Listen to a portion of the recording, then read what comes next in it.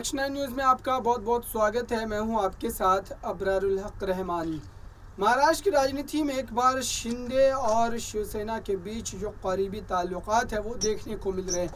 जी हाँ, ये मैं इसलिए कह रहा हूँ क्योंकि इस वक्त की बड़ी खबर आ रही है कि रश्मि ठाकरे ने एकनाथ शिंदे से जब बातचीत किया, उस बातचीत के बाद उन्होंने एक बड़ी शर्त जो है एकनाथ शिंदे के सामने रखी है। और एकनाथ शिंदे के सामने ये शर्त रखने के बाद क्या एकनाथ शिंदे फिर से एक बार शिवसेना में वापसी कर सकते हैं? क्या रश्मि ठाकरे की इस बड़ी शर्त पर वो अपनी मोहर लगाते नजर आएंगे? क्योंकि जिस तरीके से एकनाथ शिंदे ने शिवसेना से खुद को अलग किया था, उसके बाद ये माना जा रहा था कि एकनाथ शिंदे फिर से कभी भी शिवसेना की तरफ मुड़ करके नहीं देखेंगे।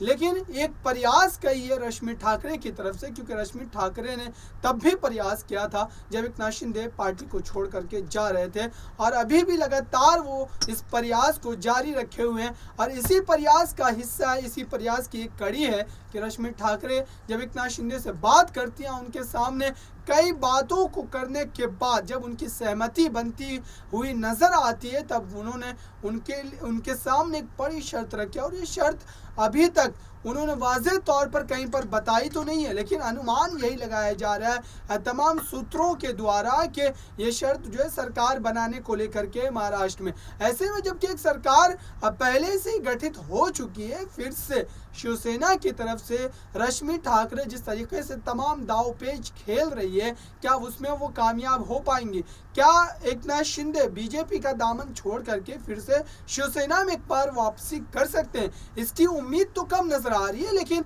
रश्मि ठाकरे भी जितने दिनों तक अखबार जो है शिवसेना का सामना उनकी संपादक रही है, तो ऐसे में राजनीतिक सूझबूझ जो है उनकी भी बहुत ज़्यादा है। और कई बार वो उद्धव ठाकरे को भी भले ही पर्दे के पीछे से लेकिन राजनीतिक फैसले लेने में सहयोग करती नजर आई है। और यही वजह है कि लोग उम्मीद भी जता रहे हैं और एक तरीके से नाउम्मीदी भी है कि रश्मि ठाकरे इस मामले में कामयाब हो पाएंगे। लेकिन देखने वाली बात ये है, और एक तरीके से एकनाथ शिंदे पर भी तमाम चीज़ें जो है वो निर्भर करती है कि अब एकनाथ शिंदे इन तमाम मामलों को लेकर के और इस बड़ी शर्त को लेकर के किस तरीके से अपना रद्द अमल जो है वो जाहिर करते हैं। क्योंकि सारी बातें एकनाथ शिंदे के इर्द गिर्द ही घूमती हुई नजर आ रही है। और एकनाथ शिंदे जब तक इस पर कोई अस्थायी और अंतरिम फैसला नहीं सुना देते हैं, तब तक महाराष्ट्र में रश्मि ठाकरे के इस बड़े कदम पर मोहर लगता हुआ नजर नहीं आएगा। देखते हैं आने वाले दिनों में एकनाथ शिंदे